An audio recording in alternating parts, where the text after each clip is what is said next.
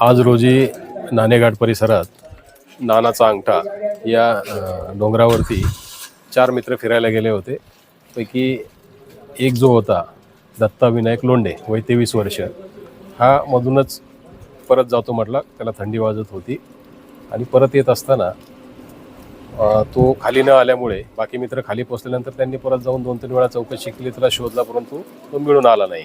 त्यानंतर आपल्याला माहिती मिळाल्यानंतर फॉरेस्ट विभाग, पोलीस, आपदा, महसूल खाते या सर्वांनी संयुक्त मोहीम राबवून शोध आणि बचाव कार्य सुरू केले. त्याच्यामध्ये ड्रोनचा वापर असेल, स्थानिकांची मदत असेल, रेस्क्यू टीमचा वापर असेल, या सर्वांचा वापर करून शोध घेतला असता मिळून आला नाही.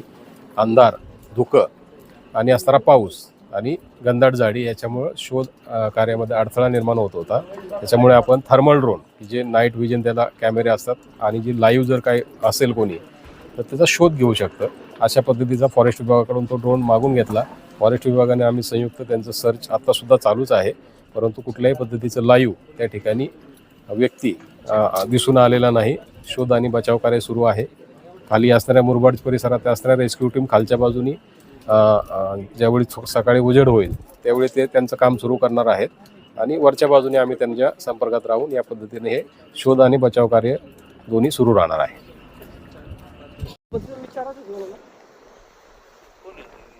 सरपंच देवत होते माझं.